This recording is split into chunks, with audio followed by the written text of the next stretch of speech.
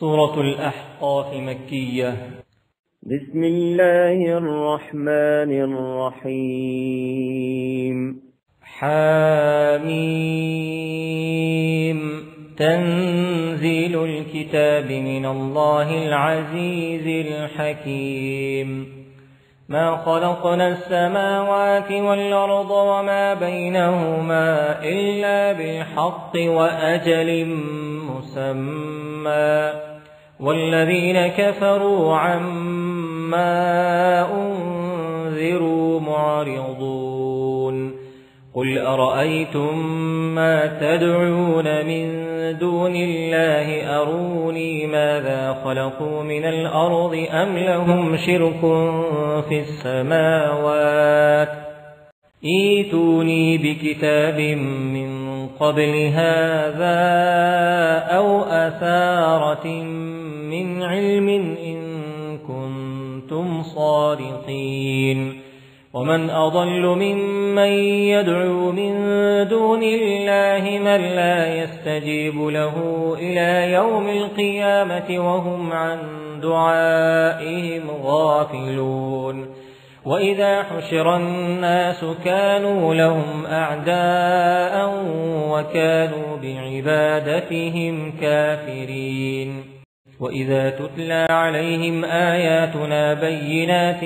قال الذين كفروا للحق لما جاءهم هذا سحر مبين. أم يقولون افتراه، قل إن افتريته فلا تملكون لي من الله شيئا هو أعلم بما تفيضون فيه، كفى به شهيدا بيني وبينكم وهو الغفور الرحيم. قل ما كنت بدعا من الرسل وما أدري ما يفعل بي ولا بكم، إن أتبع إلا ما يوحى إلي وما أنا إلا نذير مبين. قل أرأيتم إن كان من عند الله وكفرتم به وشهد شاهد من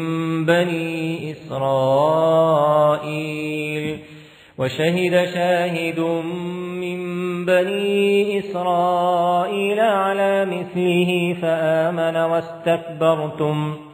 إن الله لا يهدي القوم الظالمين. وقال الذين كفروا للذين آمنوا لو كان خيرا ما سبقونا إليه، وإذ لم يهتدوا به فسيقولون هذا إفك قديم. ومن قبله كتاب موسى إماما ورحمة، وهذا كتاب مصدق لسانا عربيا لينذر الذين ظلموا وبشرى للمحسنين. إن الذين قالوا ربنا الله ثم استقاموا فلا خوف عليهم ولا هم يحزنون، أولئك أصحاب الجنة خالدين فيها جزاء بما كانوا يعملون. ووصينا الإنسان بوالديه إحسانا، حملته أمه كرها ووضعته كرها، وحمله وفصاله 30 شهرا، حتى إذا بلغ أشده وبلغ 40 سنة قال رب أوزعني أن أشكر نعمتك التي أنعمت علي وعلى والدي وأن أعمل صالحا ترضاه وأصلح لي في ذريتي إني تبت إليك وإني من المسلمين. أولئك الذين نتقبل عنهم أحسن ما عملوا ونتجاوز عن سيئاتهم ونتجاوز عن سيئاتهم في أصحاب الجنة وعد الصدق الذي كانوا يوعدون والذي قال لوالديه أف لكما أتعدانني أن أخرج وقد خلت القرون من قبلي وهما يستغيثان الله ويلك آمن إن وعد الله حق فيقول ما هذا إلا أساطير الأولين أولئك الذين حق عليهم القول في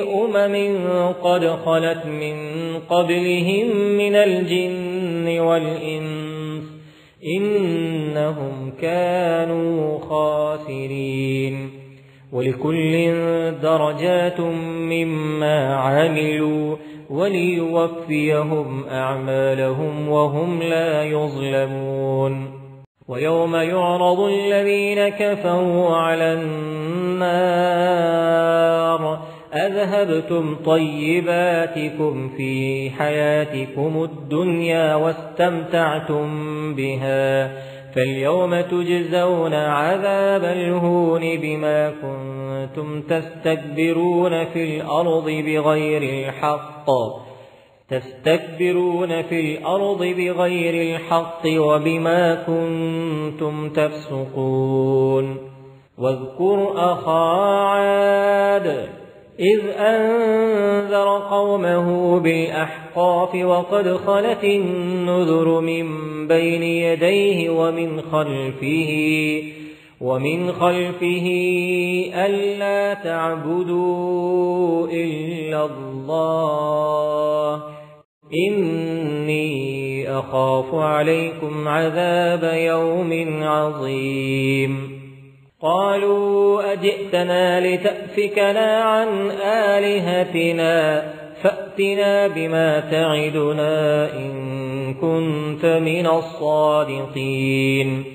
قال إنما العلم عند الله وأبلغكم ما أرسلت به ولكني أراكم قوما تجهلون فلما رأوه عارضا مستقبل أوديتهم قالوا هذا عارض ممطرنا بل هو ما استعجلتم به ريح فيها عذاب أليم تدمر كل شيء بأمر ربها فأصبحوا لا يرى إلا مساكنهم كذلك نجزي القوم المجرمين ولقد مكناهم في ماء مكناكم فيه وجعلنا لهم سمعا وأبصارا وأفئدة فما أغنى عنهم سمعهم ولا أبصارهم ولا أفئدتهم من شيء إذ كانوا يجحدون بآيات الله وحاق بهم ما كانوا به يستهزئون ولقد أهلكنا ما حولكم من القرى وصرفنا الآيات لعلهم يرجعون فلولا نصرهم الذين اتخذوا من دون الله قربانا آلهة بل ضلوا عنهم وذلك إفكهم وما كانوا يفترون وإذ صرفنا